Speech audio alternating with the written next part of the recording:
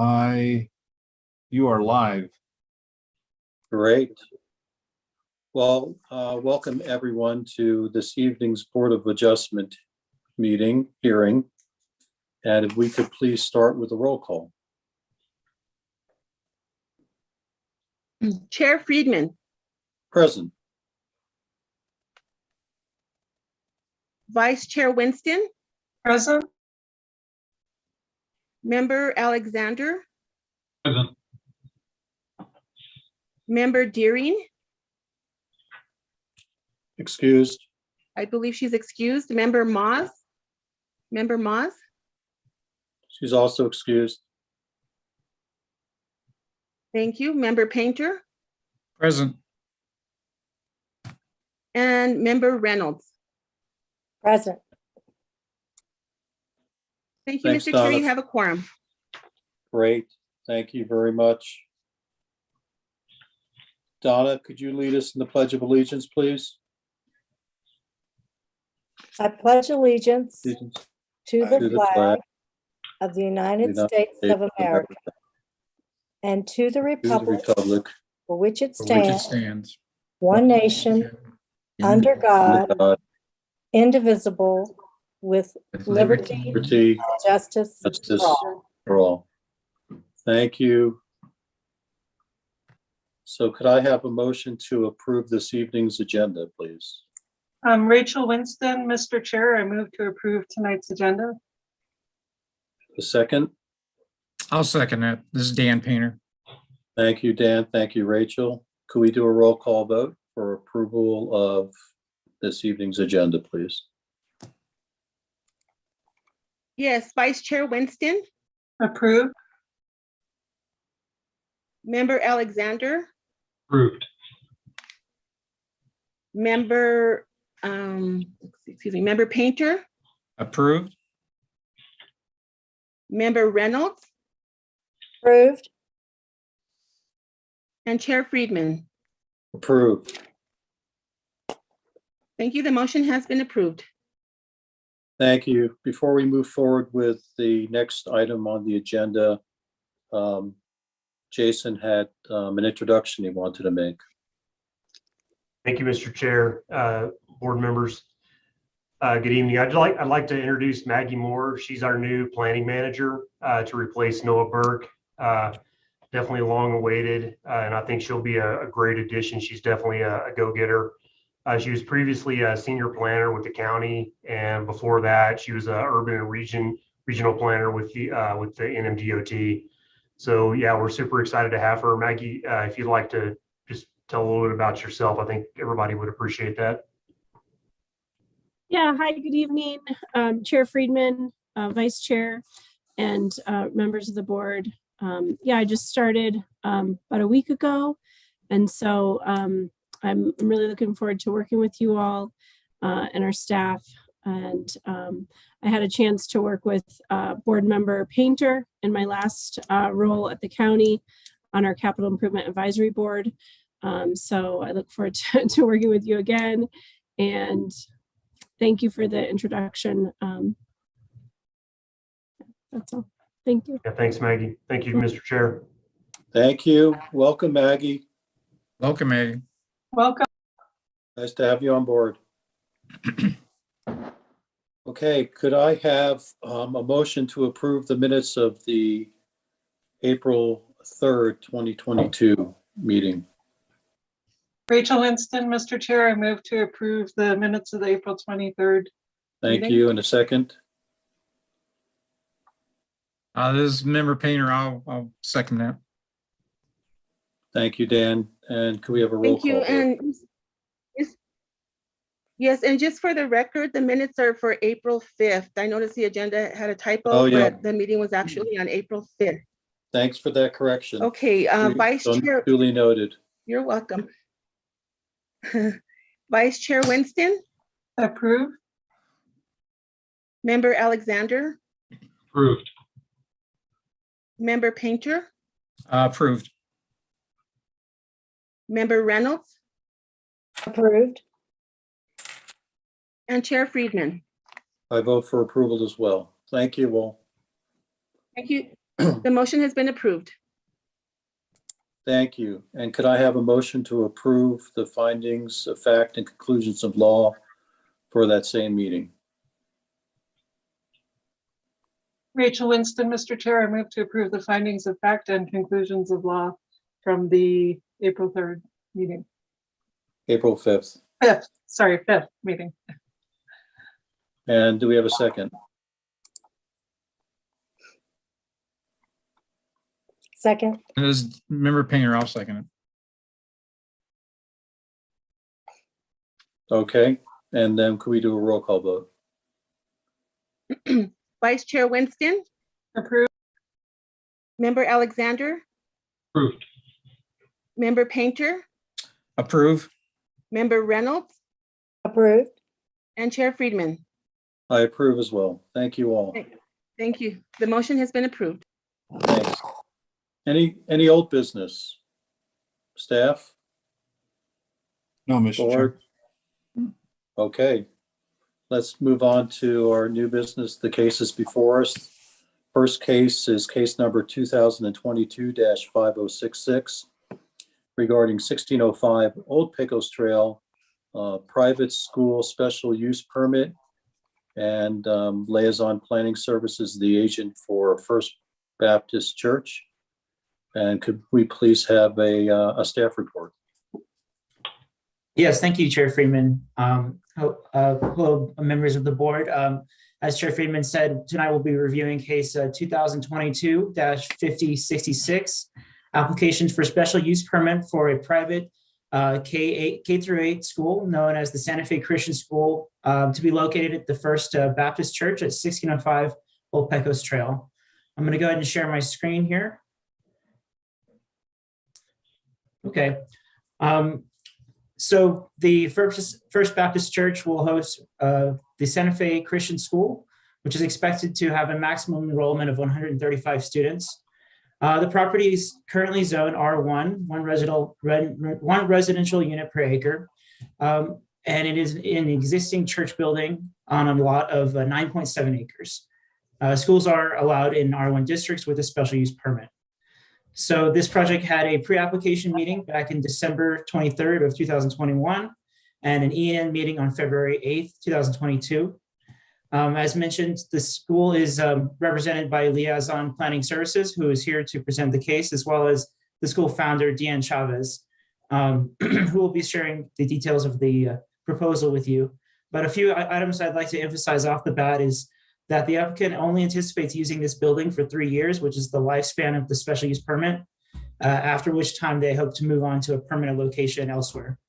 Also, this church has previously hosted a private school, so little or no remodeling will be done except for some temporary changes to the parking lot and traffic areas.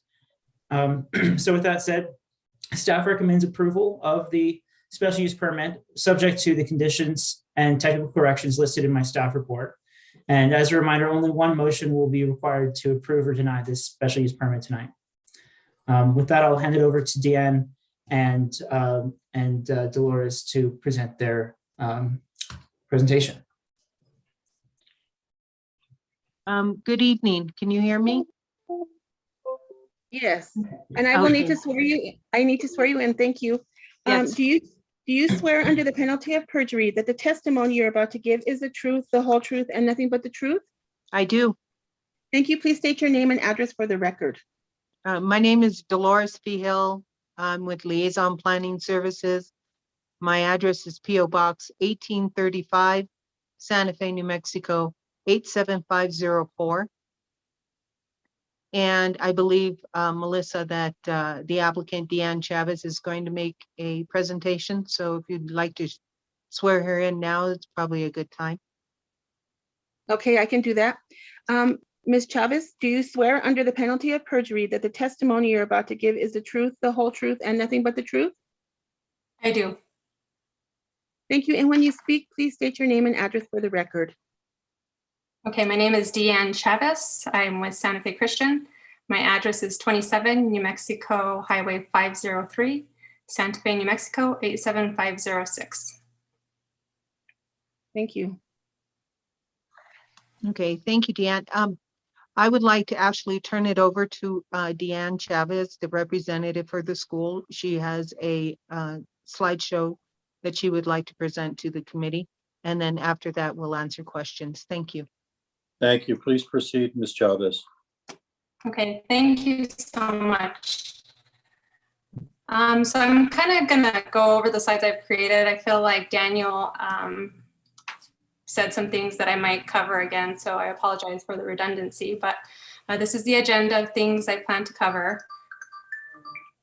A brief introduction, agreement to conditions of approval, project description, site plan, which will include the traffic pattern, emergency access, landscape, signage, site lighting, and then a closeout. So briefly, I want to state that on behalf of Santa Fe Christian, we will work with the City of Santa Fe to satisfy the conditions of approval as found to be applicable in the staff report. So brief introduction, you guys know Daniel, so I won't go over that. I'm Deanne Chavez, one of the co-founders of Santa Fe Christian. We've been working with Dolores V. Hill from Liaison Planning Services. Richard Woodbury has been a designer for us from Osage Design Studio. We've also worked with Walker Engineering to perform the traffic impact analysis. Jerry D. Watts is a fire safety consultant that we've been working with, as well as an architect, Lisa D. Martinez. And the pastor for First Baptist Church is Reed Reedus, and I believe he's also on the call. So project description, Santa Fe Christian, the private school requesting a special use permit. It's a newly created private school seeking to begin enrollment for the 2022 and 2023 school year.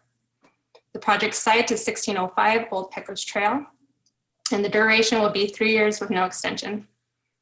So why did we choose this location? Well, First Baptist Church is approximately 27,000 square feet, inclusive of a school wing that is 10,700 square feet. The campus includes a sizable parking lot with 125 standard spots, 45 dedicated for faculty and visitors, with 11 ADA accessible parking spots. The campus features a playground in the southeast sector adjacent to the school wing. This location has previously been home to a private school, and thus very few modifications to the existing building are proposed. No exterior modifications are proposed except for temporary signage for traffic flow management within the student drop-off area. A lease agreement has been established between First Baptist Church and Santa Fe Christian to utilize the facility for 3 years without extension, at which time the school will move to a permanent location. Logistics, what does it look like? Student enrollment, while located at First Baptist Church, the school will have the capacity to support the following enrollment: 105 students for K through 6 the first year, 120 for K through 7 the second, and 135 students for K through 8 in year 3.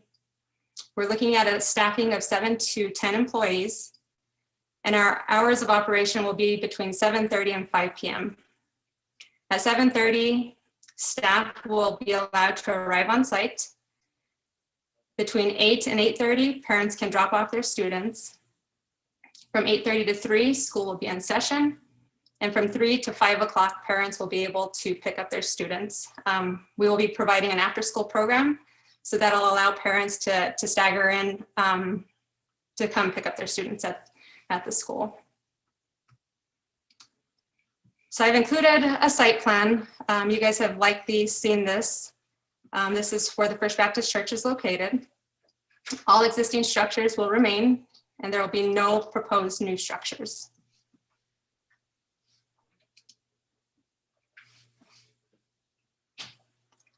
This traffic pattern is based on a study conducted by Walker Engineering.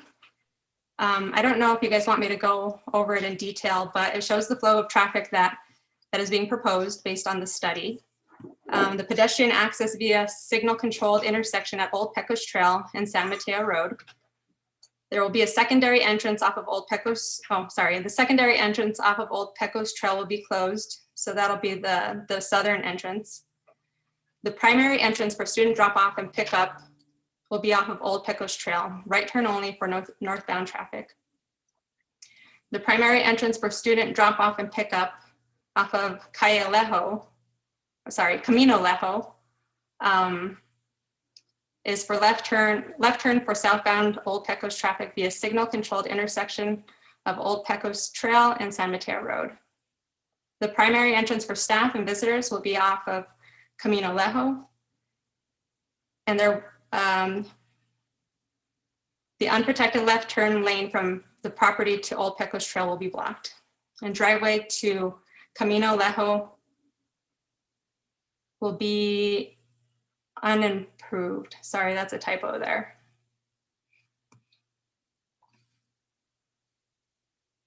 It will remain as is. This is the emergency access plan that we have created. We've gone over the requirements provided by the city, and we plan to meet the conditions provided in the staff report. The site has an emergency access from both Old Pecos Trail and Camino Lejo to the east if needed.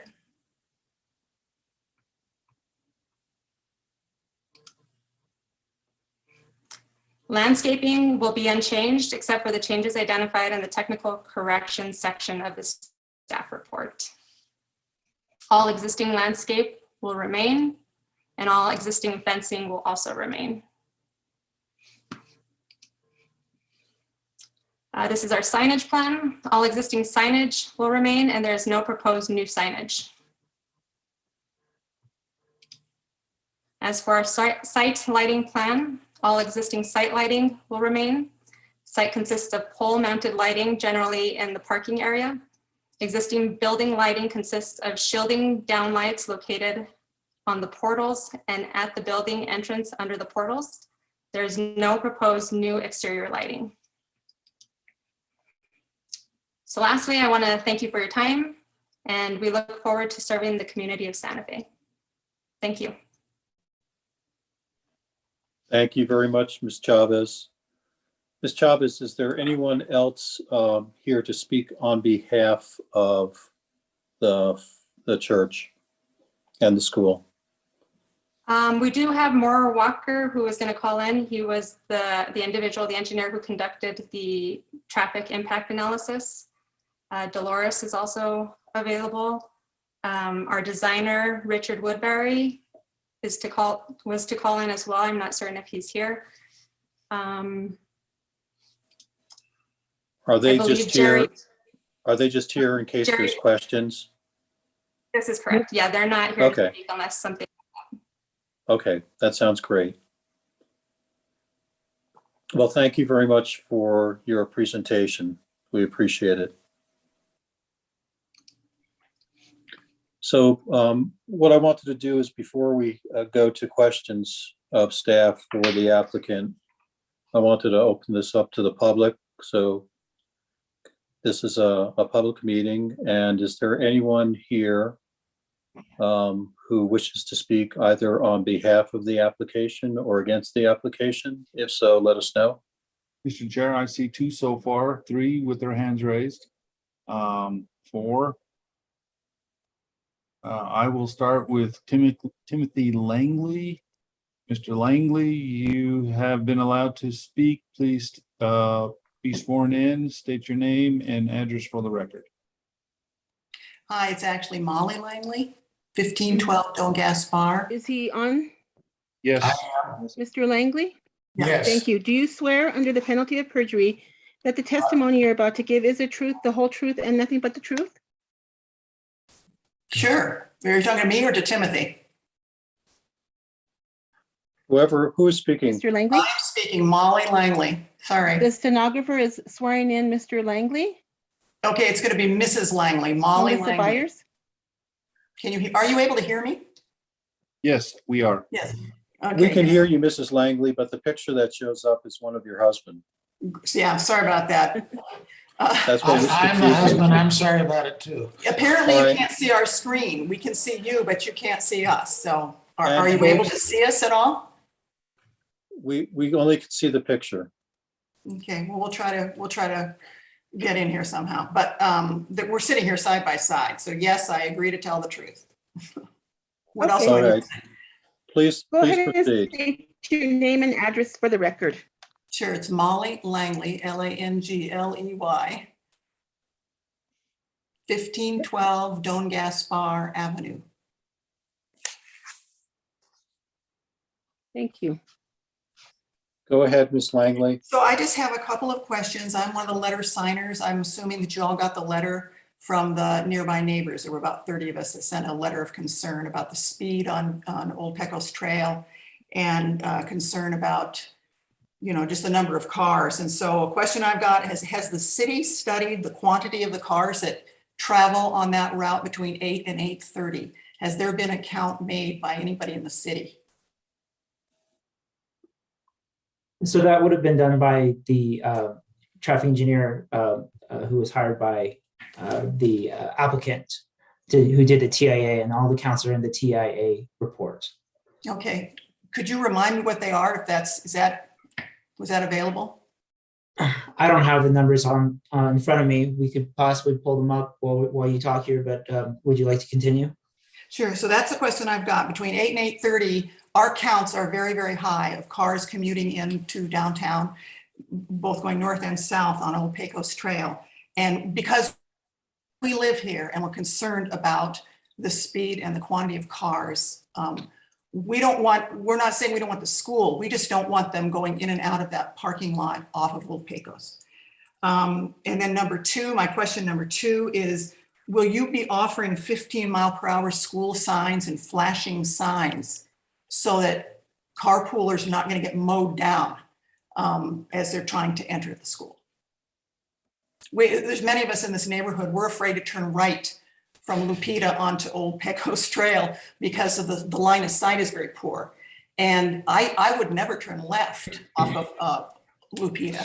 So we're just aware, because we live in the neighborhood, that the cars there do not honor the normal 35-mile-an-hour speed limit, never mind something more safe for the children.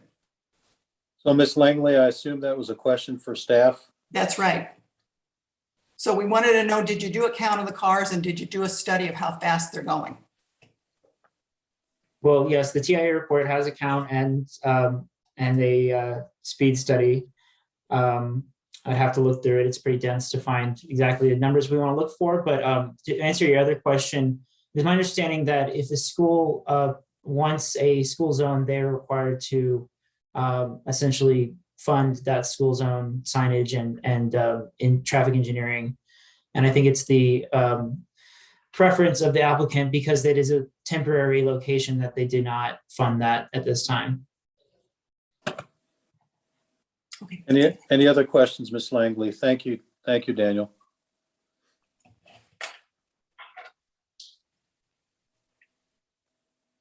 Ms. Langley?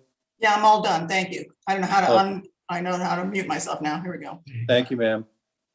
Dan, do you want to let us know who the next speaker is? Next person from the public? The next one is James J. You are allowed to talk. Please state your name and address for the record and be sworn in. No. Can you hear me? We can. Yes. Yes, Okay. sir. My name is James Jaffe. I live at 612 Calle de Valdez, Santa Fe, just down the street from the proposed school. Thank you. Let me swear you in. Do you swear under the penalty of perjury that the testimony you're about to give is the truth, the whole truth, and nothing but the truth?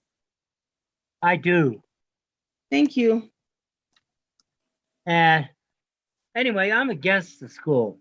This is another Morningside project that right across the street they tried to do a number of years ago, and nobody in the community was in favor of. To me, having extra traffic, school buses, etc., in the neighborhood doesn't seem appropriate. Also, you said a 3-year lifespan, but from my experience dealing with people who build buildings and stuff, they might say 3 years and it might be 20 years. I just don't want extra traffic in the neighborhood, kids walking up and down the street, whatever. So it would appear that going up, Old Pecos Trail and Calle de, let's see. Not Calle de, not Valdez, the other street that intersects it.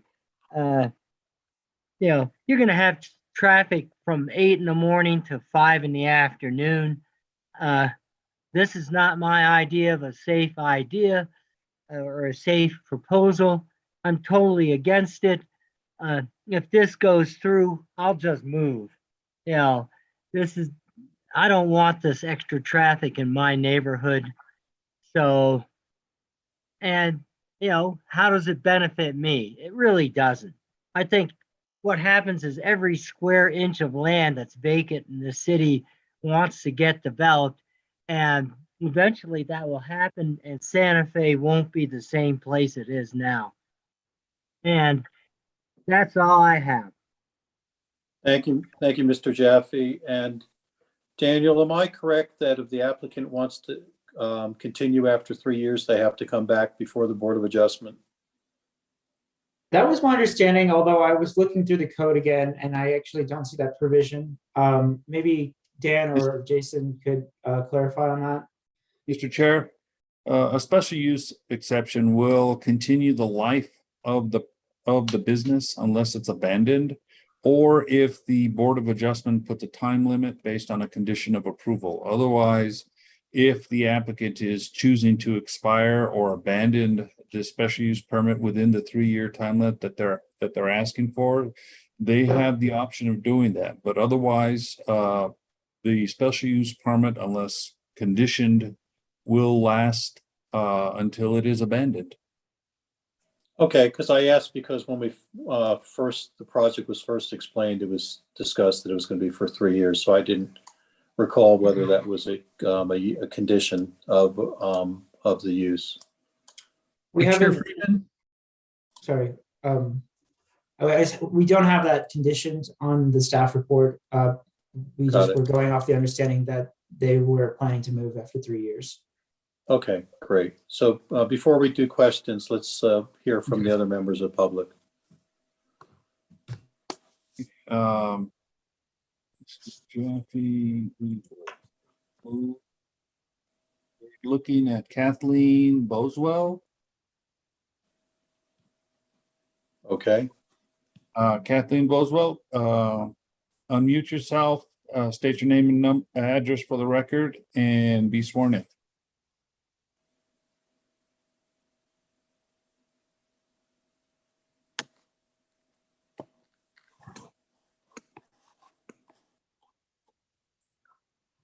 Kathleen Boswell, can you hear me?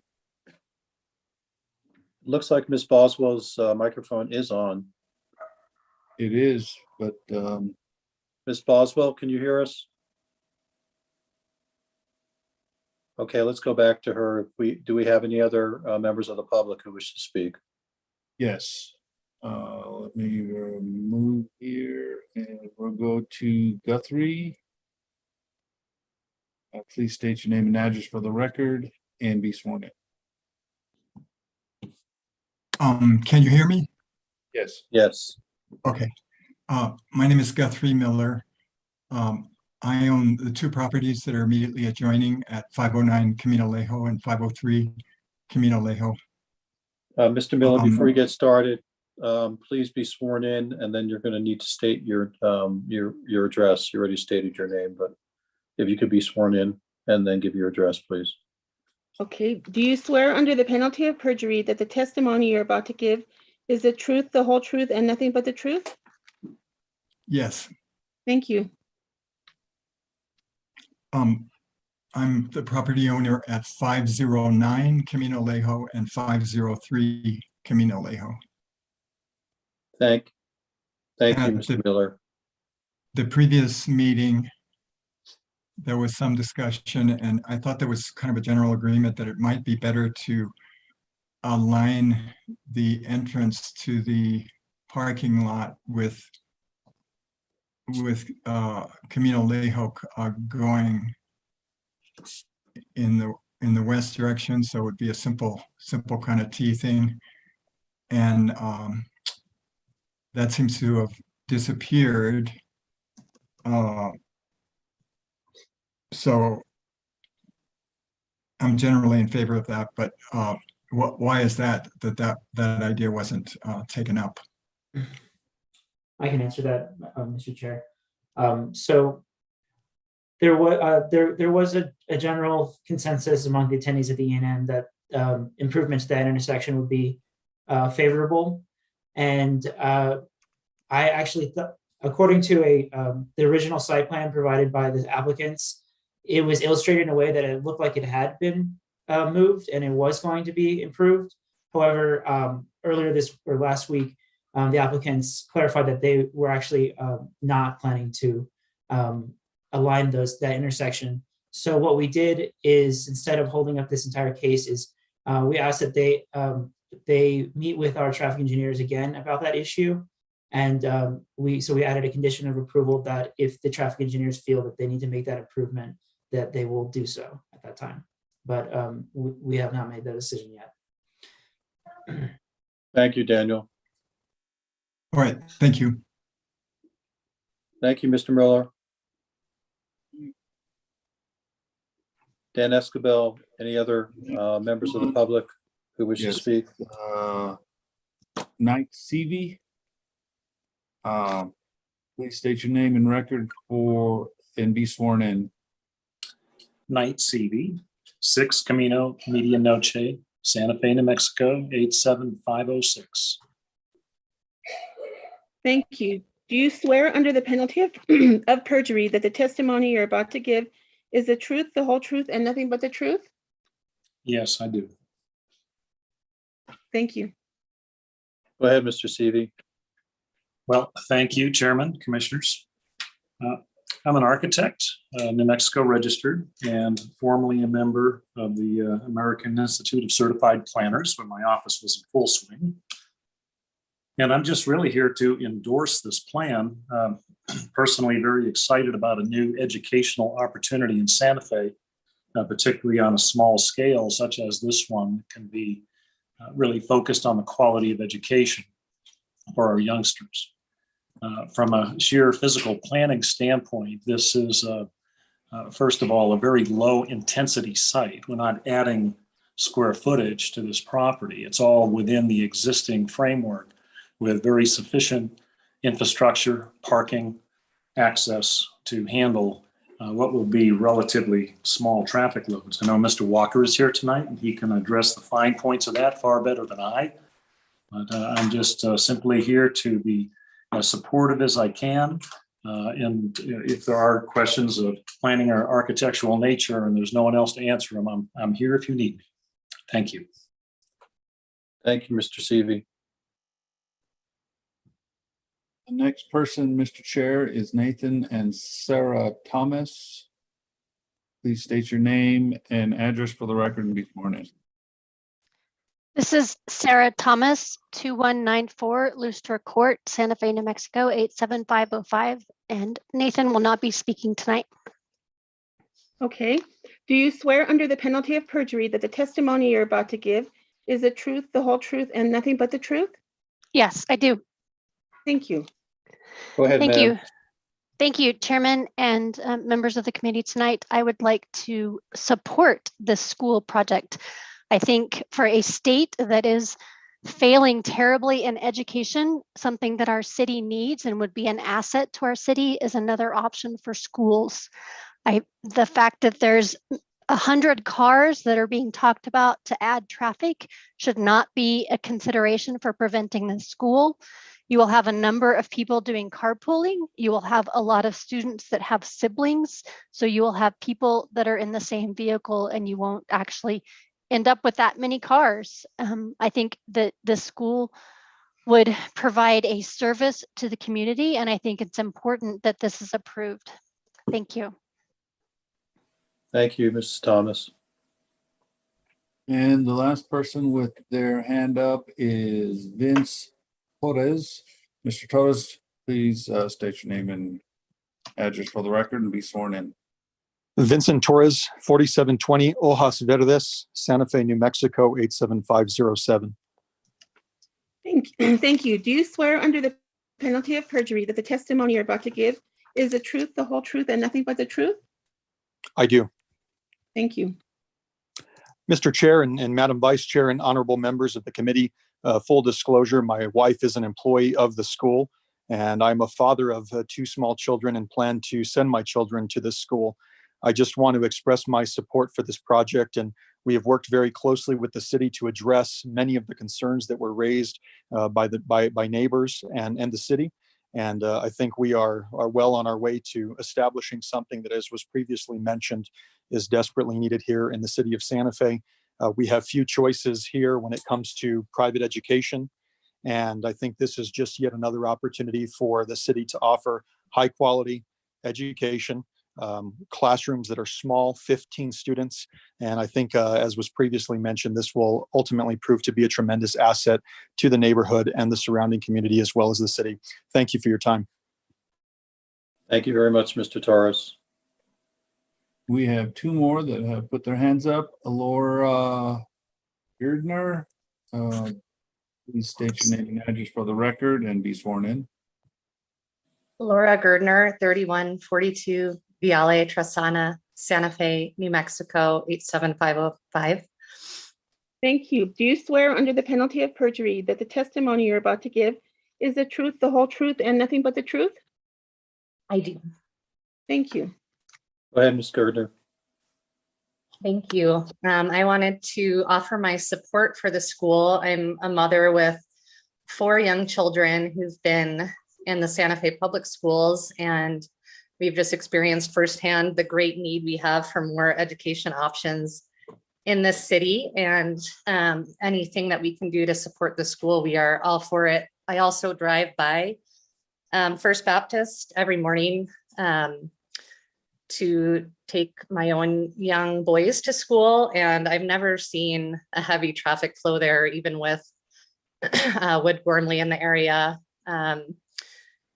And also, I'm sorry, I forget the name of the other school that's close by, but they do a really good job regulating, and those schools have way more students than you're looking at with Santa Fe Christians. So we're just very excited. We want to thank everyone who's been working so hard to get the school going, and it's such a need in our city to have quality educational options for our children. Thank you. Thank you, Ms. Gardner. I have a PCSF pastor. Please state your name and address for the record and be sworn in. My name is Bob Baca. I am the senior pastor of People's Church of Santa Fe. Can you hear me? Yes. Yes. And I am here to support the measure that is. Mr. Baca, you'll need to be sworn in. Sure, go ahead. I'm going to go ahead and swear you in before you start speaking. Thank you. Do you swear under the penalty of perjury that the testimony you're about to give is the truth, the whole truth, and nothing but the truth? I do. And Mr. Thank Baca, you, and please state your address for the record. Sorry. Pastor Bob Baca. I reside at 4000 La Carrera, apartment 1024 here in Santa Fe, New Mexico. Zip code 87507. Thank you, Mr. Baca. Thank you, members of this committee, and I just want to stipulate on the record that I support this endeavor to have another chartered school here in Santa Fe. It is such an important aspect of and a need for our community. Santa Fe has had multiple different Christian schools taking place, and because of funding or whatever, but just this endeavor to have another opportunity to have another school that will meet the needs of the community, I think is just outstanding. And I know the individuals who are involved in this, and they are excellent individuals. Their mindsets and their desires to see just education brought to a greater level. I myself was involved in Christian schools in the state of California, was a principal of a Christian school in Fresno, California. And I just see this as an important need for our community, just to have the options to be able to have another Christian school in Santa Fe would be great. So it has my full support, and I support their endeavor to do this. Thank you, Pastor Baca. The next person is Charles Koenig. Mr. Koenig, please state your name and address for the record and be sworn in. Yes, hi, can you hear me? Yes. It's Charles Koenig, 601 Calle de Marcos, corner Calle de Sebastian, Santa Fe. Thank you. Do you swear under the penalty of perjury that the testimony you're about to give is the truth, the whole truth, and nothing but the truth? I do. Great, thank you. Board Chair, board members, I'm generally in favor of another school. My property almost backs onto the Baptist Church Hill. I would encourage the board to add a 3-year limit to the special use permit in response to Dan's comment that the special use permit runs in perpetuity until removed by the applicant. And then after 3 years, let's see how it's played out with traffic and their attempt to find another location. So please, Chair and board members, let's limit this to 3 years. That's it. Thank you. Thank you, sir.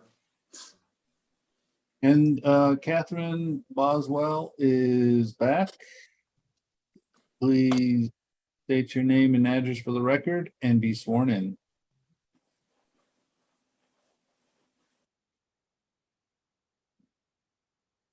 Kathleen Boswell.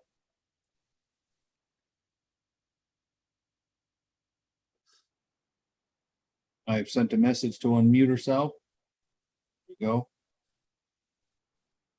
go. We cannot hear you, Kathleen.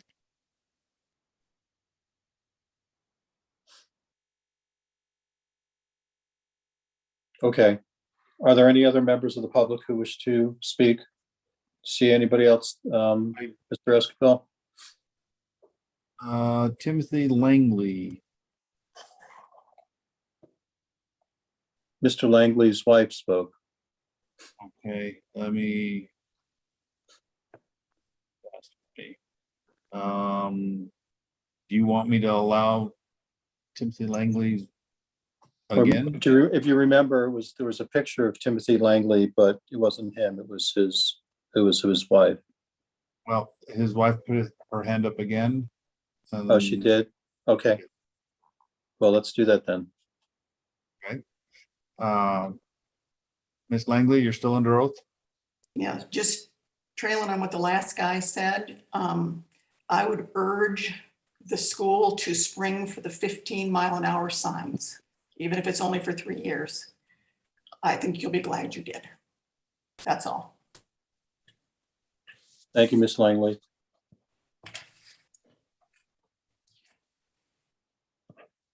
And that seems to be, oh, there's a Venus. Venus, please state your name and address for the record and be sworn in.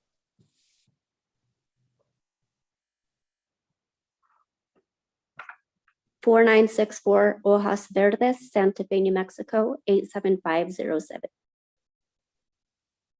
Ma'am, I didn't get your last name. Ortiz. Ortiz, thank you. Do you swear under the penalty of perjury that the testimony you're about to give is the truth, the whole truth, and nothing but the truth? I do. Thank you. I am here in support of the school. I also want to piggyback off of Sarah Thomas, as she mentioned how our state in general and our city is in need of better education. We are at the top 5 worst schools in in the nation. So I think the education that we want to give our children needs to be quality education. And if that's a Christian education, I am for that. Also, I want to say that I do have young children that I currently homeschool. Prior to that, they were in public school at Atalaya, which is just around the corner from where they want to put the school now. And there was never traffic there. It was always Santa Fe Prep and Atalaya. That's where the traffic backup was. And I traveled that for 3 years, all the way from Southside, all the way to Atalaya. So I don't see a traffic problem as far as right there on Old Pecos Trail. Also, I would just say thank you to those that are fighting very hard to get this going. And I thank you for everybody that's here to support. I am very saddened by the neighbors that are here not in support. I would think that sometimes we may visit a place or we may move to a place thinking, oh, we're only going to be there for 5 years, but yet we land up staying for 10 or longer or forever. So the limit of 3 years, I get that. However, if God has another plan to make it permanent, I think he will, and he'll allow that. But I know that we are working very hard to get a permanent place that will facilitate more students to get them a better education. So with that, thank you. Thank you, Ms. Ortiz. Dan Escabel, do we have any other members That of the seems, public? Oh, there's a Guthrie would like to speak again. It's up to you, Mr. Chair. Sure. Can I have a short comment from Mr. Miller? Mr. Miller, you're still under oath. Yes, I was involved with the redoing of Old Pecos Trail way back, I don't know, around 2002 or something. Anyway, the general, just like with speed bumps, I think people in the neighborhood, we like to have the traffic calm and going slowly. So speaking for myself, certainly a 15 mile an hour during the school hours would be welcomed. And so I would, and my experience is that people in the neighborhood generally like that. We like, we're living here, we're wanting to walk here, and we don't want the streets to just be high-speed conduits for automobiles. That's all I'd like to say. Thanks very much, Mr. Miller. Mr. Chair, that seems to be it. I don't see any more hands up. Okay, I'm going to close the public portion of the meeting and open up the floor to questions from the board of the applicant or staff. Any questions? Can I provide a comment, a couple of comments? Who's speaking? This is Deanne Chavez. Yeah. Go ahead, Ms. Chavez.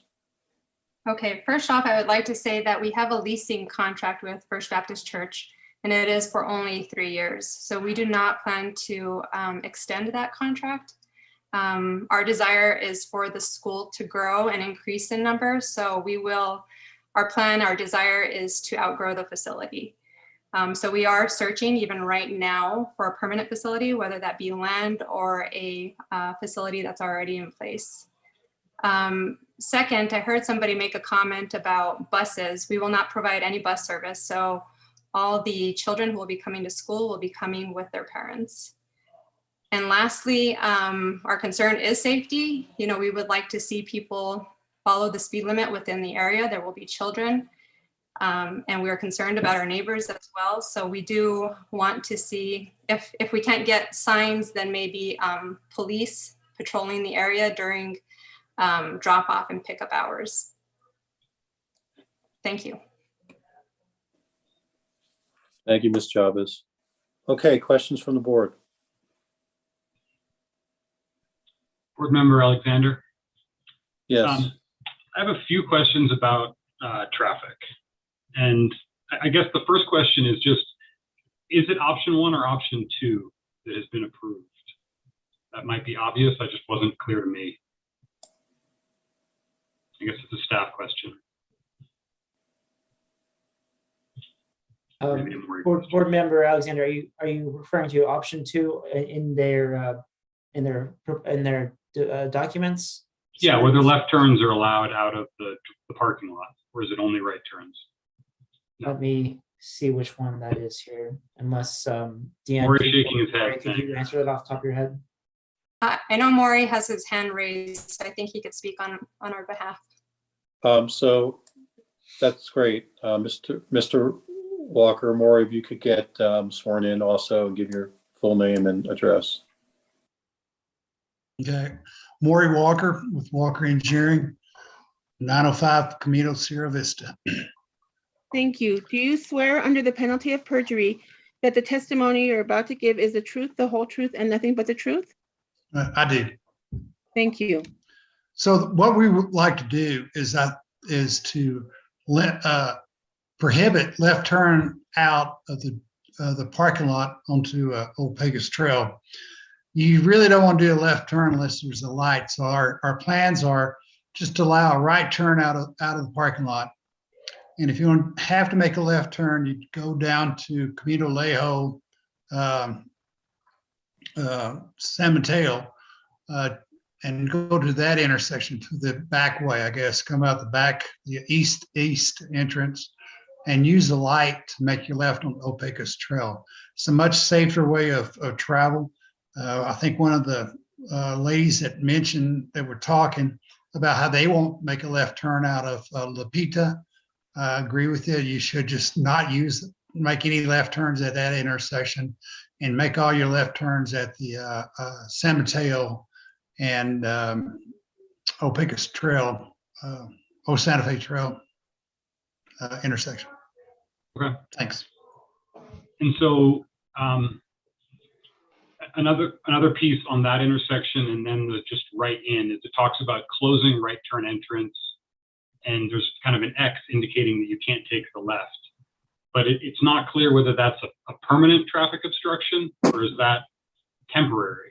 It's going to be temporary for the school. We will have pylons, and at first we probably will have somebody directing traffic to prevent people from taking the left out of the parking lot. I mean, they will know, the students, the parents of the students will know that they cannot take a left out. Okay. And so, but in terms of the traffic obstructions, is the idea that those would be something that would be there just for school hours and then a remove for the church hours? Or is that a new permanent obstruction until the school's gone? It's just during school hours would we be using this. So I guess like that would be like, just in terms of how that's being documented, that the left turns aren't desired out of Lupita and that those are being blocked off by whatever, X, Y, and Z, that would just be nice to see that. Because again, the not being able to take a left across Old Pecos would be nice to have that. Yeah, I agree. It's not the best. And so then specifically for cars turning right out of Lupita, the traffic counts show that it's about half of the right in on Lupita, and then versus right in on San Mateo or Camino Lejo. That the traffic count is split 50-50 between those two intersections. Is that for people coming up San Mateo, or is the idea that where I'm getting at with this is that there's no decel lane on Old Pecos. And so the cars taking a right in are going to be in the lane of traffic, right? Yeah. No, we're not going to have a deceleration lane. We're trying to, it would be nice to have that other right turn lane into the site, but the problem is we want to make sure we have enough stacking because when you drop off the kids at the school, there'd be a long stacking. And so we want to keep that stacking as long as we can. So that's why we're going to close off the southern right turn only and make everybody move to the northern one. No, but we don't have this deceleration lane there, no. Okay. Well, I guess just the question is, right, I'm looking at the peak hour traffic in the built scenario for option 2 in the PM. And it shows 24 cars taking a right in at Lupita and then 23 taking a right in at San Mateo. And that if we're trying to have stacking, like, shouldn't all the cars be using one of those entrances? I just like splitting them 50-50 doesn't seem likely what people would actually do, unless we're saying, okay, they're going to get backed up here, so then they're going to use the other one as the alternative. Right, right. Right turns generally didn't slow down traffic that much. I mean, it does, but it's not really a safety hazard per se. Especially when you're traveling with kids, you usually use your blinkers and you get your way in there. So, whether they use one entrance or the other, I think there is an option. What I found out over the years is that they will use whatever the safetiest option they could use is what they usually use. Yeah, I mean, I drive through this every single morning and afternoon. It is a busy street, but I do think there's added capacity for it. So it doesn't appear to me to be an issue based on the information present. I guess just, I do have some questions about the traffic stuff, about, the traffic count was done I guess the main one is just the PM traffic count doesn't correspond to when the peak hours are for the school. Well, yeah, no, it's not. Actually, it's a good point. It's conservative because the peak hour, the most traffic is from somewhere between 4 and 6. Okay, and so that's my question. So we're kind of combined the 2 peak hours. So we're actually did much conservative. So you combine the full traffic for the peak hours at 3:30 to 5 and applied it to 4 to 6. Right. Even though most of the traffic will have dissipated by then. Right. Okay. Those are my main questions on traffic. I do have a couple questions on, I don't know if we want to continue talking about traffic, or I have some questions on ADA stuff too. I'll launch into that. So I guess the approval conditions are that the site is in compliance with ADA regulations, but there's further discussion about there's not an intention of updating the exterior very much, and there's no mention of what's happening in the interior of the project at all. And so is a general condition of approval that the project will be in compliance with ADA regulations full stop, or are there further conditions of that? I guess it's a staff question. Board Member Alexander, I can answer that partially. I believe there was some questions about if we could require ADA improvements because they are not doing exterior improvements and they're also a private school.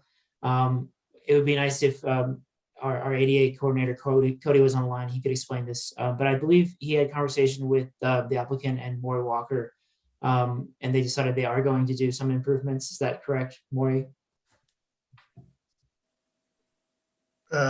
Improvements for the ADA? I mean, I guess we're talking about ADA improvements.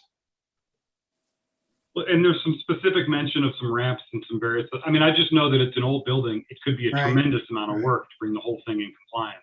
I didn't talk to him about the ADA requirements. I was talking more with traffic. I know maybe Deanne knows more about it than I do. So I haven't talked with anybody from the city regarding ADA compliance. I do know there's a state document that indicates ADA requirements are not applicable to private schools. So I don't know if the state document supersedes any city requirements or how to go about that. It's just listed as a condition of approval right now. I think what Cody was going for with this condition of approval is he wants to have more conversations about what can be improved. But because there is no exterior improvements, there's there's a 20% rule for ADA compliance. So there's nothing to balance that against. So I don't know if we have any leverage to require those improvements. So that is going to require some more discussion, but that will have to be resolved before the special use permit is issued.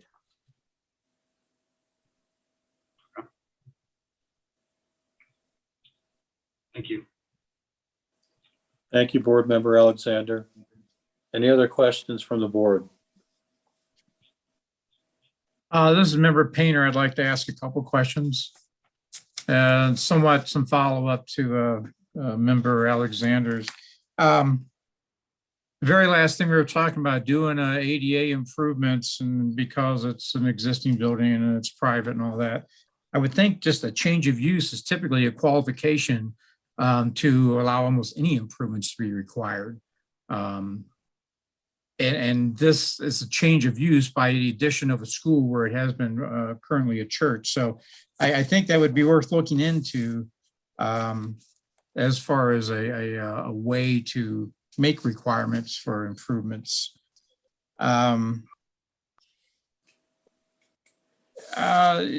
Again, Board Member Alexander asked about the lefts out, and I didn't find the answer all that warm and fuzzy for me. It sounds like initially or for a while there may be somebody out there. It didn't sound like it was permanently there's going to be somebody out there restricting people from going left. It sounded like there might be cones out there from sometimes, and somebody has to go out there and put the cones out or something and go back and bring them back in. I think we all know how that may go. I would assume after a while, somebody's going to forget to do it. The weather's going to be bad, whatever, they don't get put up. And then beyond that, without doing a physical improvement to restrict left turns, like some sort of pork chop, as we would call it, so people can't make a left turn. My experience, and I think experience of most people, is that if it is there, they will do it, and quite truthfully, unless you're standing there as a cop, and telling people you can't make a left turn, my guess is that there will be people making left turns out there. That's just, and it's not just my impression, it's, I think, fairly well recognized. Without doing physical improvements, people will tend to do whatever they can do what they want to do. I too had the question about the peak hour. It seemed like it had been just so easy just to do it from 3 to 3:30 or 3 to 4 or something like that, instead of using the, was it 5 to 6 or whatever the evening PM peak hour that you used. It would have made it just much more clearer. I guess you could have picked any hour and say, well, it's relatively close to what 3 to 3:30 will be. Yeah, probably. Who knows? Maybe the traffic count would show that, in fact, actually from 3 to 4 is the worst hour on Old Pecos Trail. So I thought that was sort of like, it could have been done better, quite truthfully, and have been more easy to understand. I have one comment for staff, and maybe I got this wrong, but when I was looking at all of the attachments, it seemed like there was an attachment in there for finding of fact for the case we had last month. I think it was 1931 Warner Avenue. And I wasn't sure if that was somehow trying to say that pertain to this site, because obviously it doesn't. But, and maybe it was just in there and I made a mistake in thinking it was somehow connected to this site, but it kind of threw me for a loop at first. So I read through it and realized it wasn't this site. So that just needs to be something we got to be careful of, that we get the right attachments with the right case. I actually had a number of things. Design year in the traffic study was 2025, and I know it's typical to go out and do a design year a few years out to see how things are going to grow. Unfortunately, 2025 is the year that this use will cease to exist. So what's it matter? You could have probably used the design year of 2022, 2023, 2024. And it would have been probably made a little bit more sense, I think, to the whole traffic study. Let's see. Give me just a second.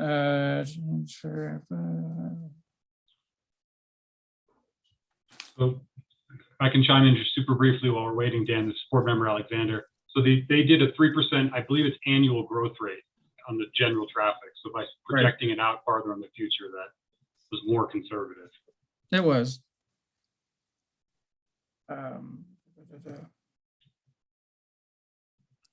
And I guess my last comment, I've dealt with a lot of special use permits in my past career.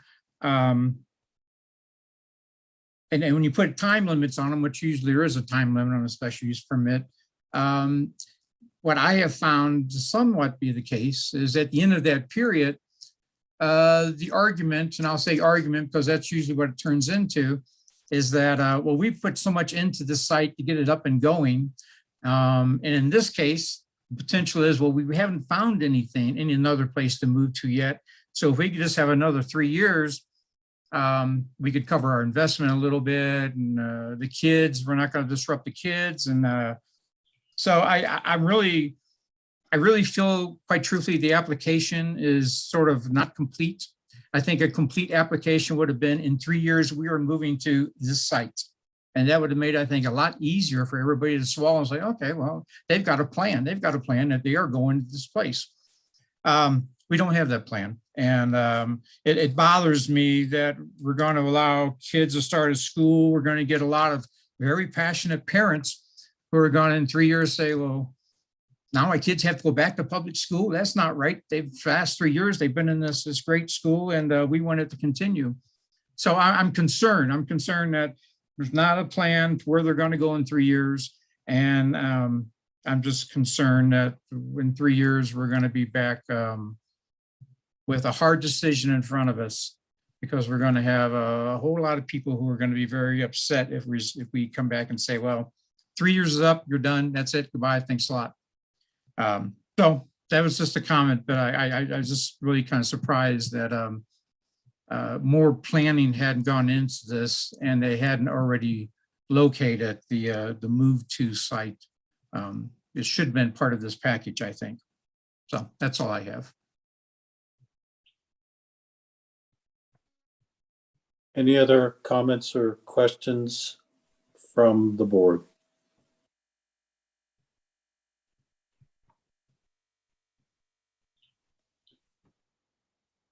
So I have a couple of comments, and Board Member Painter, they're directed to your last kind of concerns and comments.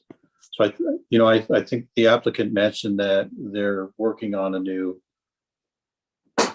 finding a new facility. Obviously, they don't have one right now. We've had cases before us in the past where we've put a time frame on a approval, and then people have to come back again. And then if there's real issues with traffic, we'll know about them at that point in time, and deal with them at the appropriate time. My personal opinion is that's not a reason to turn down a project that otherwise is viable. But I don't know if the applicant is amenable to having a 3-year time frame put upon approval. I don't know how other board members feel about that. Chair Friedman, may I speak? This is Deanne Chavez. Yes, of course.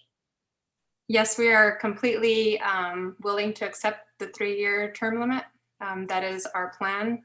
And so we don't have any concerns regarding that being included.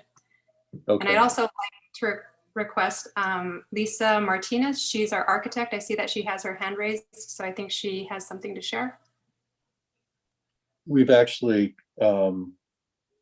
closed the public portion of it, but she's speaking on, is she part of your team?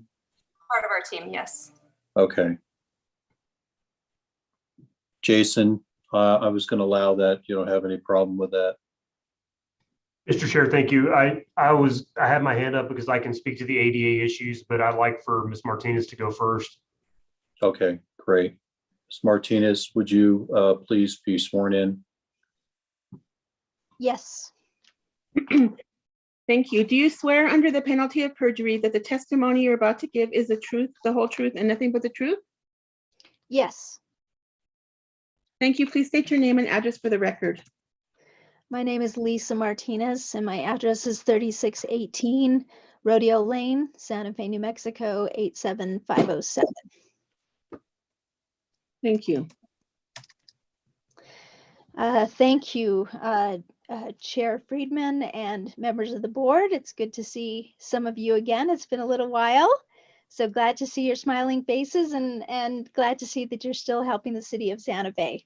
It's very much appreciated.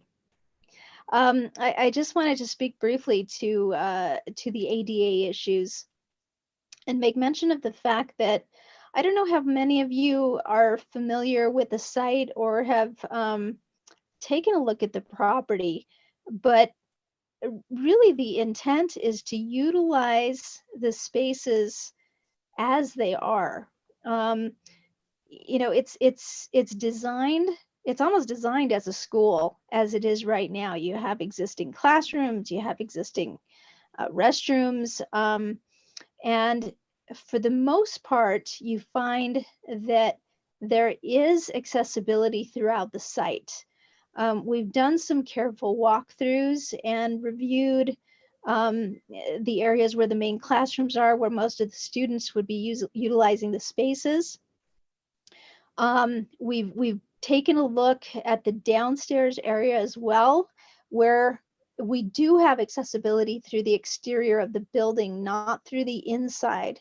But we've also talked about a plan where for certain functions, we can make sure that we provide those services on the main level that is accessible, so that a student who might be in a wheelchair or might have other accessibility needs would not necessarily have to travel down to that lower level to participate in the school programs and be able to take part in all the other activities that the other students are enjoying and participating in.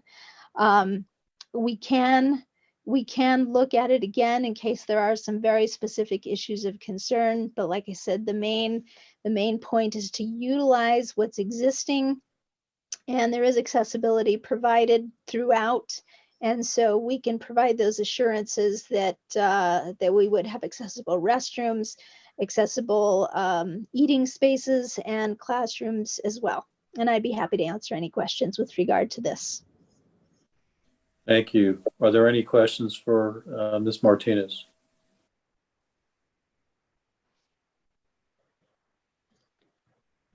Thank you very much, Lisa. You're welcome.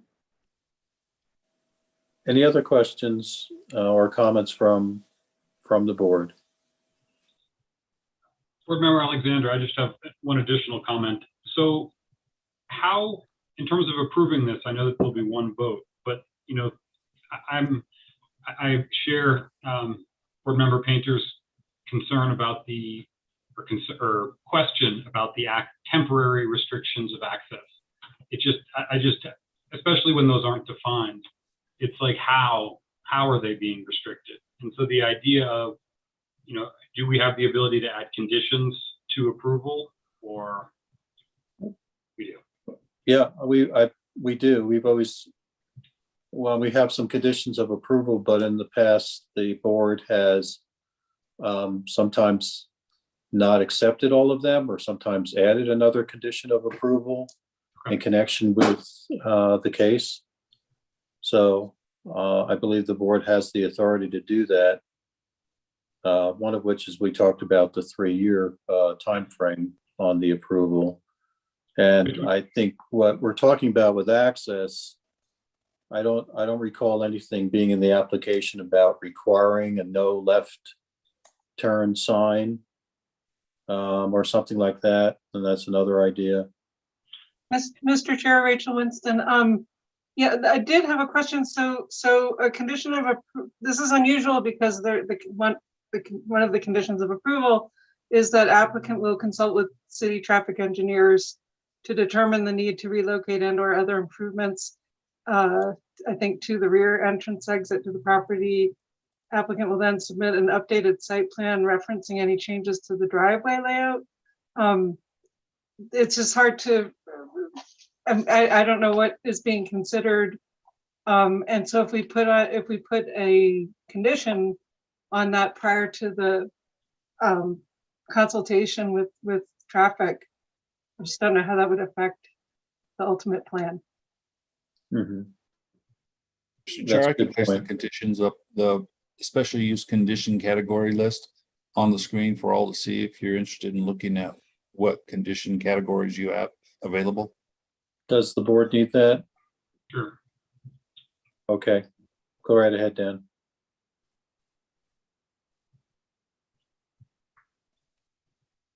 So these are the condition categories referenced in chapter 14.3.6 for special use permits.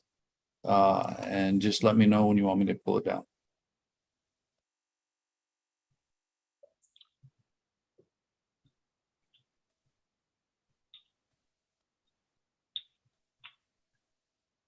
I think I got it.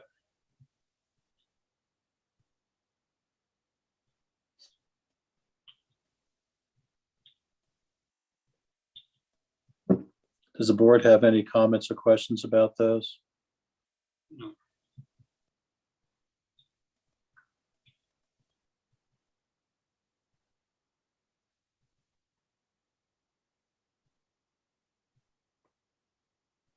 Is the city's traffic engineer around, available?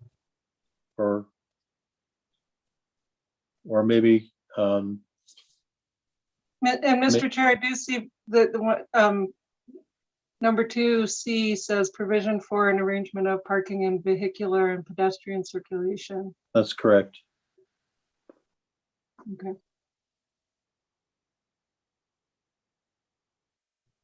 Mr. Chair, our traffic engineers are not on the call currently. And it also says on Q, any other appropriate conditions and safeguards. And that's the one I keep coming back to, is the flashing light sign. I mean, that's a standard in every single school. I just don't understand why that wouldn't be a necessary condition for this. And my question to staff is then, who would be putting that sign? Would that the city's responsibility? Would the applicant have to pay for that? How would that work? Can anyone from staff speak to that? Mr. Chair, my understanding is the applicant's responsibility to pay for any improvements, as we're a developer-led city when it comes to infrastructure improvements. Okay. And so, Board Member Alexander, and so Daniel, would that be, and so why wasn't that a condition of approval? Was it something about the overall volume of traffic not meeting a threshold, or? Mr. Commissioner Alexander, I think our traffic engineers just felt like, yeah, the overall volume is not high enough. The road has already had traffic calming features on it. I understand the neighbors want more, and that's understandable, but it is a fairly well-designed road compared to many roads in our city. And also just the fact that it would be an expensive burden for the applicants for a temporary location.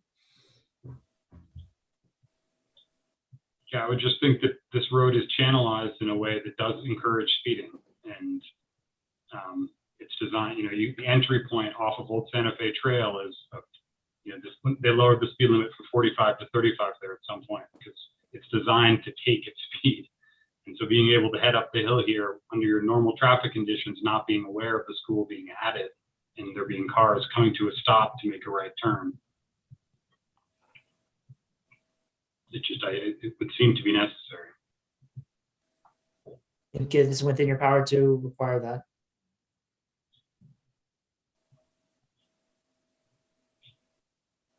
Board member, can I make a comment regarding an observation? Off of Old Pecos Trail on Cordova Road, there's a church there, the Methodist Church, and the May Learning Center, which is also a private school, resides at that location, and they do not have speed limit signs or flashing lights. And I believe that's specifically because it's a private school. Would it be nice to have that? Yes, it would, but I don't believe that's my understanding. That's not a requirement for a private institution, but for a public school, yes, it would be. That's true. There is a school just up the street in a similar circumstance, but the Cordova is a much bigger intersection, and you can access that school from both sides. The access issues there don't. Yes, it's a valid point. And the Chairman Friedman, if I could say too, it would be helpful, the example that was just given, if we had some sort of accident history, that would have helped us. If you could have came in and said, oh, they've been there for 20 years, there's never been an accident there once, that would help us a lot, but we don't have that. Mm-hmm.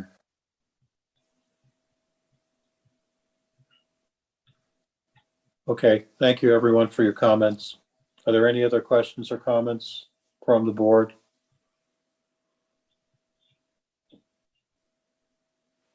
Does the applicant have anything else to address those comments or questions?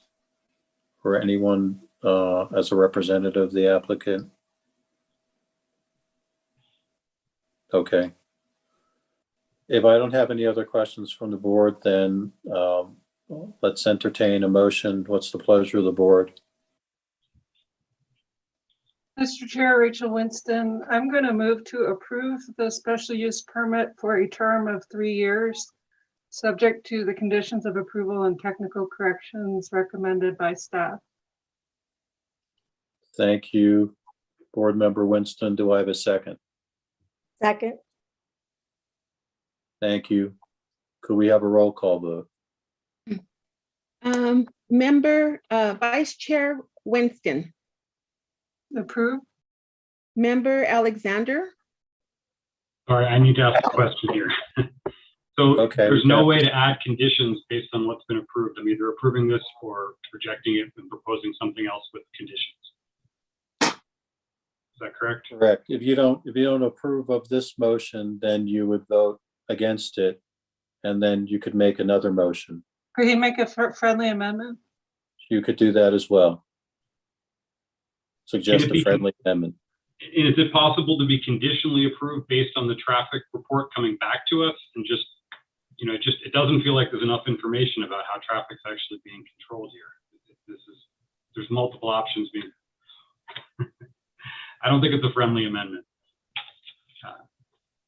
Chairman Friedman, I'd be concerned about approving it with the intent of something coming back, because what if we get something back that is just terrible and we say, oh gosh, I guess we could consider our vote, but that's never a friendly thing to do. Yeah, I wouldn't want to do it that way either. No. Like either we approve it based upon the motion, or if there's any friendly suggested specific amendments to it that you want to suggest to Board Member Winston, we can do that. Well, I would suggest restricting left turns off on Lupita and continuous, if right turns are not, sorry, I'm trying to phrase this. A continuous restriction of right turns as indicated in option 2. Okay. That's a question, Chairman? Yes. Question of Board Member Alexander. When you say restricting left turns, are you talking about a physical restriction out there, or just as was presented to us, maybe somebody out there sometimes, maybe cones sometimes, or a sign, or Yeah, I think it'd be good to clarify if you mean to have a sign there restricting a left turn. I think it needs a sign restricting left turns. Okay. Mr. Chair, if I may, I don't know that those are possibilities in the traffic engineering world. So I would be wary of making any conditions that we are not sure are possible through traffic engineering. I mean, you can put a left turn restricted sign. Why that would You can, and perhaps Mr. Walker can speak to this. I don't know. I know that there are reasons that traffic engineers do things, and I don't know that I know all of those reasons, and I would hate for you to make something contingent on something they're not allowed to do. There, to prohibit the left turn on at Lupita, left turn out of the site. I mean, it's good engineering. I think the traffic reviewers at the city agree with that. We can put up a better signs. There is some maybe we could even put some temporary barriers up that for the life of the school, even if we had to, and put them up Monday morning and take them down Friday night if we had to. A little bit more. If a cone's not good enough, there are some portable barriers that we could use that would prevent it to a much greater extent. Thank you. What about, Thank you, Maureen. sorry, Rachel Winston, what about, so condition of approval number 6, right? The applicant has to consult with city traffic engineers. What about making, as part of that condition of approval, that consultation has to include prohibiting left-hand turns in some manner, approved by, We could say approved by the reasonable traffic- reasonable measures to prohibit left-hand turns. It's a big wiggle room word you got there. I know. I guess I just don't understand why I wouldn't say no left turns allowed. Just the volumes that they're anticipating are very, very low. Right, but you can't. My point about that is you can't regulate human behavior. So, I mean, we'd have to have. I think what we want to say is that we have a no left-hand turn sign, and any other reasonable measures.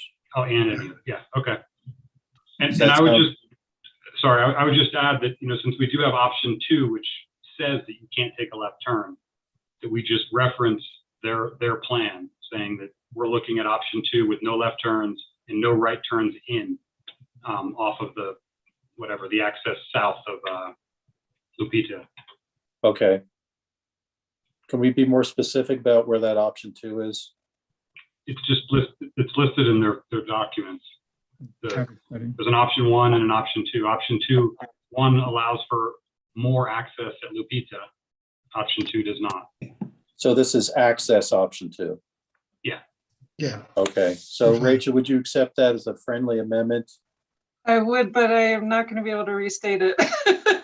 I do accept the friendly amendment, though. Well, I would just say the friendly amendment would be to include as a condition of approval the adoption of the access option 2 set forth by the applicant in their application. I accept that amendment. With the addition of no left turns, the no left turn Right. sign as well. I accept the amendment. Okay. Approved. So do I have a second to that motion with the friendly amendment added to it? Can I second it if it's my friendly amendment? Okay. Second. And then can we do a roll call vote on that? Someone else would need to second it. We can't propose it and Okay. second it. I did second that as well. And I Thank you. seconded the first one. Thank you, Donna. Okay, if we can have a roll call vote. Vice Chair Winston, Approved. Member Alexander, Approved. Member Painter, I'm gonna vote denial. and Member Reynolds. Approve. Chair Friedman. I don't need to vote unless it's required to approval or if it's a break a tie. So I think Do not need to vote. my vote is not necessary. Okay, then the motion has been approved. All right. Thank you, everyone. Thank you to the applicant. Best of luck with the school. And thank you to the board and the staff for a very thorough discussion of the application. So I have the time right now is 7:30. Let's take a 10-minute break before we come back. Thank you, everyone. Don't leave the meeting. Let's just come back to it in 10 minutes. Thank you, everyone. Thank you very much.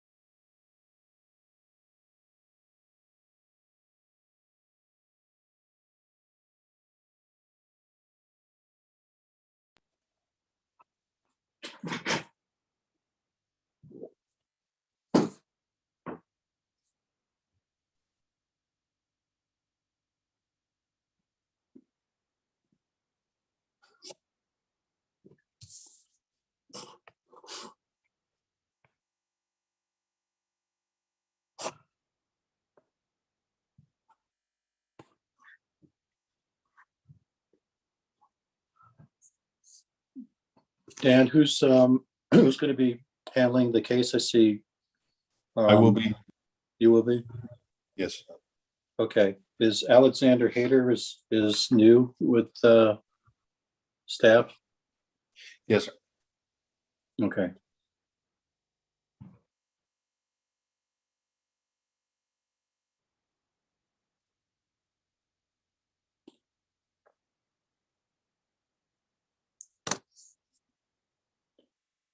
Just give everyone else a few more minutes to log on or just jump on.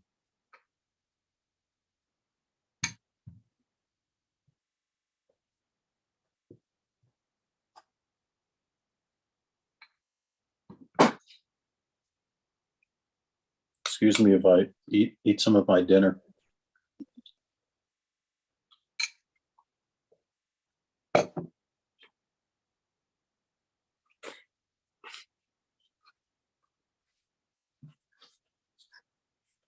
I'm going to go ahead and bring the applicant in if he's here. Okay, sounds good. David Betzler is being promoted to a panelist. Mr. Betzler, you will be provided an opportunity to speak after when the chair listens to the staff.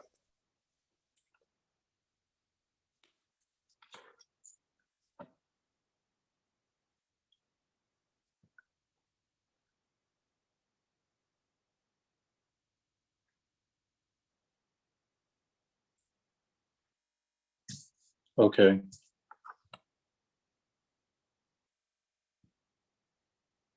Why don't we get started?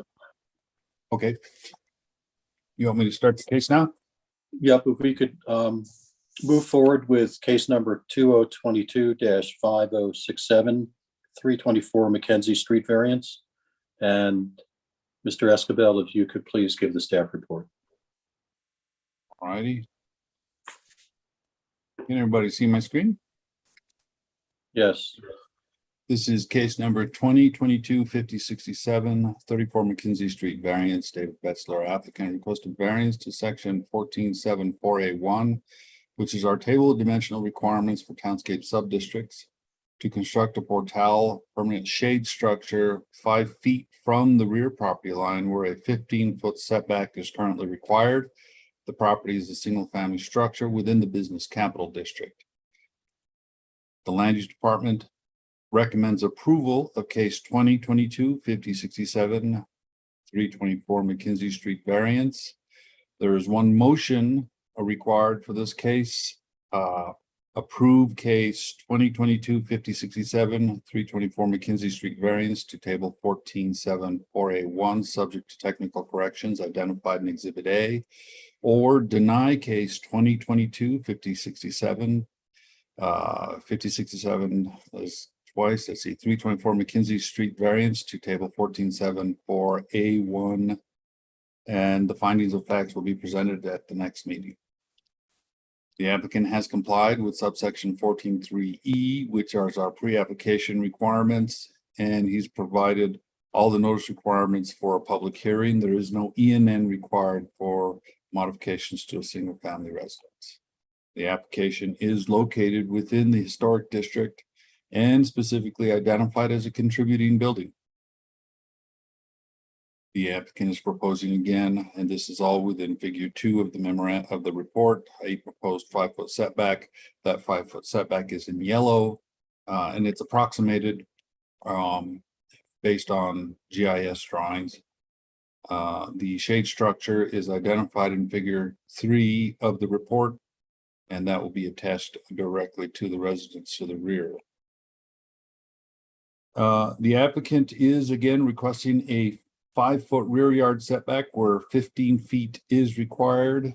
The setback is non-conforming. However, the structure is conforming relative to 1452, which is the historic district, since it is a contributing structure within the historic district. And relative to the variance criteria, staff has found that the variance criteria does comply with all of the requirements associated for the findings, and therefore staff is recommending approval subject to conditions.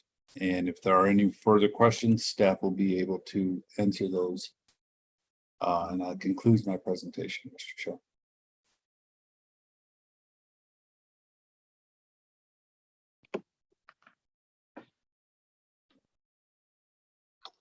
Gary, you're muted.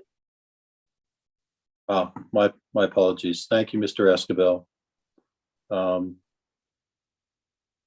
So we could, I see Mr. Betzler is here. Mr. Betzler, is there anyone also speaking on behalf of the application besides yourself? Mr. Betzler, you're muted.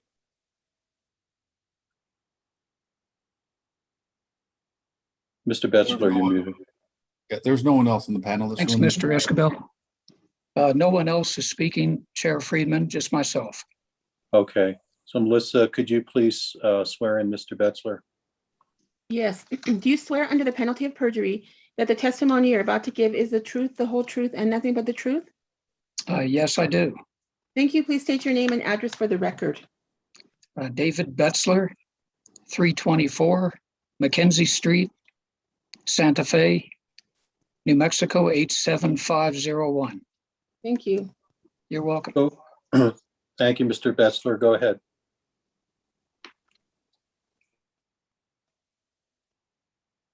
Well, I think that appreciate Chair Friedman and the board members listening to the request for variance. Thank you, Mr. Escabel, for presenting the findings of your department.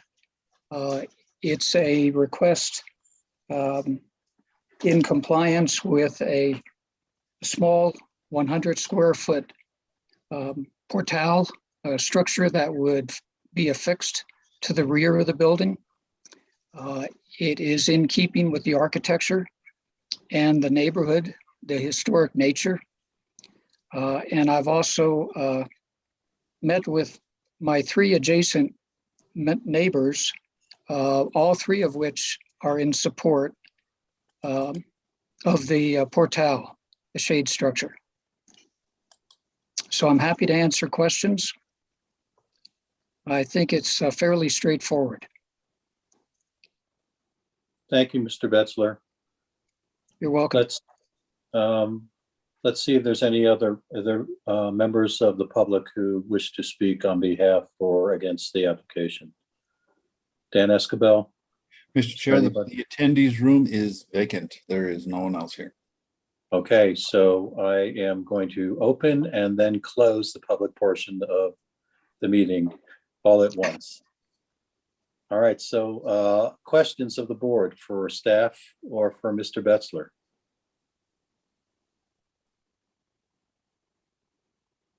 All right, if there's no questions, what's the pleasure of the, Mr. Painter? Board member I'm Painter. sorry, I was on mute. I'm sorry. That's all right. This is, I couldn't tell from the drawings exactly how long or how far out from the building the portal will extend. And then how high the building is. I guess what I'm trying to get at is, I understand from reading the packet that you want it so it can shade the south side of the building from the sun. I'm just wondering if it's long enough. Yes, correct. To where actually it's going to shade the building from the sun, or is the sun really just going to come in underneath it because it's only 5 feet long or something? But maybe can you explain a little bit more the dimensions of the portal? Yes, I'll be happy to. The portal will extend to the 5 foot setback, which would create a awning or a shade structure that's approximately 5 feet from the rear of the house to the outside of the portal. It would extend from the north, or I should say the southeast corner of the house over to the southwest corner, but be set back from each corner approximately 5 feet, and shade the 2 windows and the 1 French door that exists at the rear of the house. And you're pretty comfortable that with those dimensions, you'll get the amount of shade that you feel you need? Yes, I feel we will get the shade we're looking for. Okay. I don't think I had anything else. Okay. Thank Board you, Member Board Member Alexander. Painter. I did have one question for Mr. Escobar. So the this specific district in the BCD has no maximum lot coverage. Is that right? That is correct, Member Alexander. And so that seems like, you know, in a lot of the other areas of the city, it's limited to 50%. And so this is a more dense area, allowing for properties to fill the lots more than in other areas of town. And to me, this is a compelling case to be able to have your south side of your house be shaded.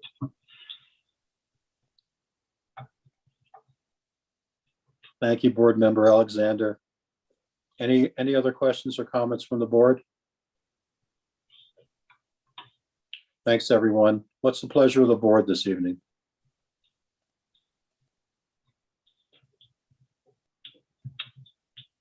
Board Member Alexander, I vote to approve.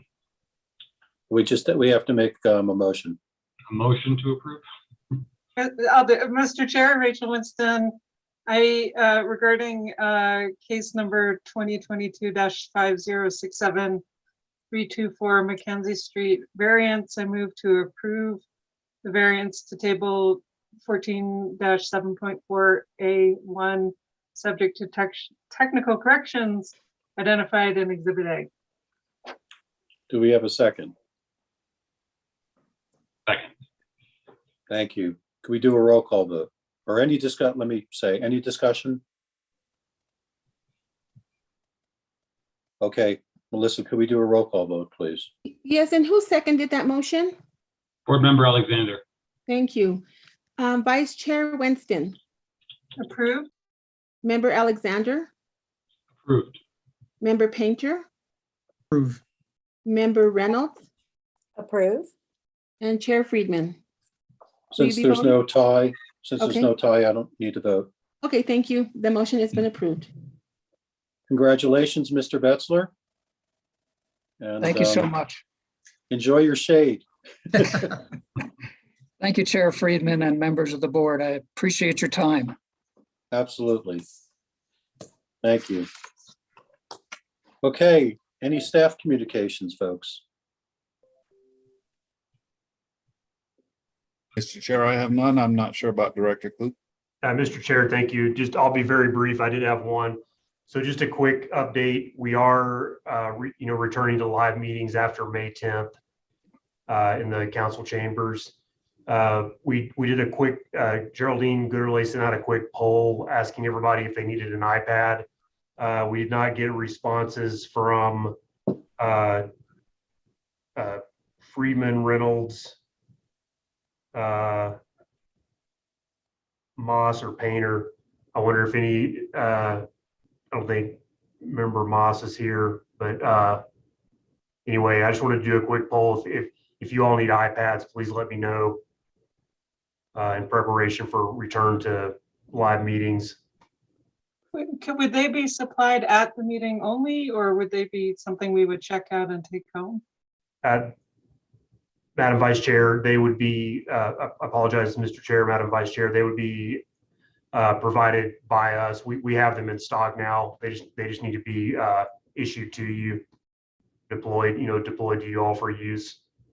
And so that would, I'm sorry to belabor the point. So it would be full, like I don't need it to take it home, but it would be, if we're not doing paper anymore, it would be nice to have an iPad at the meeting. That's all I'm interested in. Is that what you're proposing, or that we would be taking it home and bringing it back? Yeah, yes, Mr. Chair, Madam Vice Chair, yes, you would be in possession of that iPad as long as you're a member of the Board of Adjustment. And is that in permanent lieu of paper packets going forward? Yes. Okay, then you just have to return it when you are no longer on the board. Correct.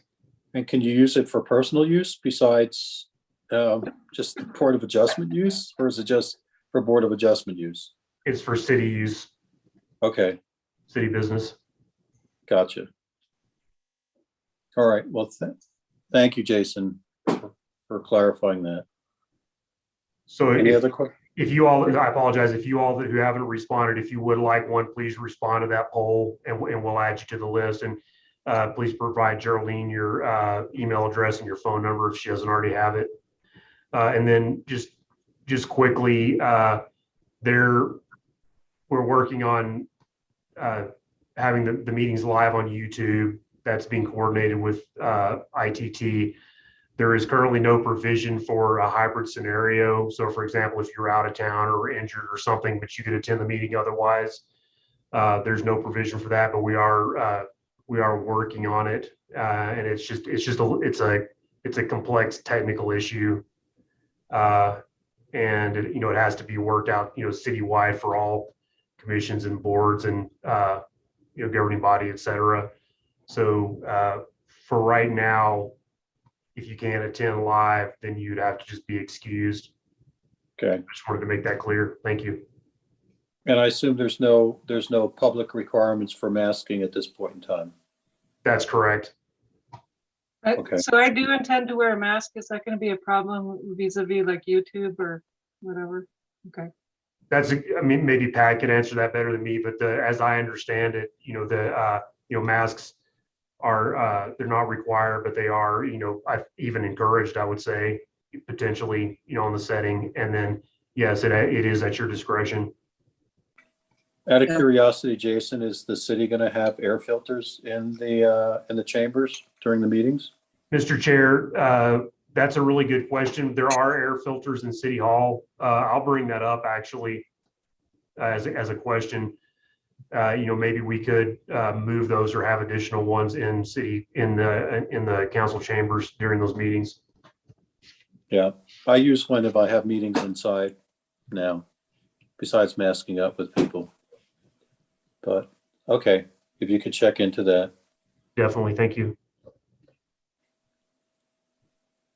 Any other staff communications?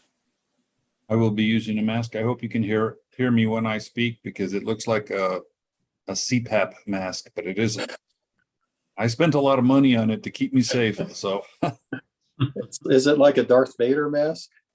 A lot of my family members will make fun of me about that, so. It's okay. Yeah. If we give you a hard time, it's because we love you. There you go. Okay. Again, Maggie, congratulations on helping us out with the board matters and being on the staff for the land use as the new planning manager. We appreciate you being here. Chair Friedman, thank you. I appreciate it. And yeah, we'll get going here. Getting up to speed. I was joking with a friend that my training wheels were coming off quickly. So long as you don't fall, you're good. Okay, matters from the board. Anything? Dan Escobar, could you do me a favor? Could you send me the link for the Zoom backdrop for Board of Adjustment? I think someone mentioned they were going to send it to me after the last meeting, but I don't believe I received one. Since that will be done in 5 minutes here, as soon as I can open it up and send it to you. Awesome. Thank you.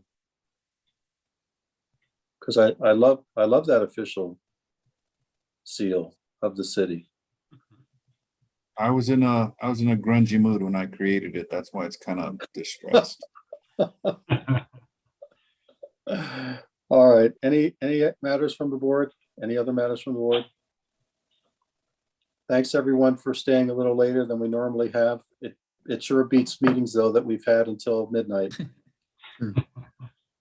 So I wish everyone well, and until the next meeting, look forward to seeing you then. Our meeting is adjourned.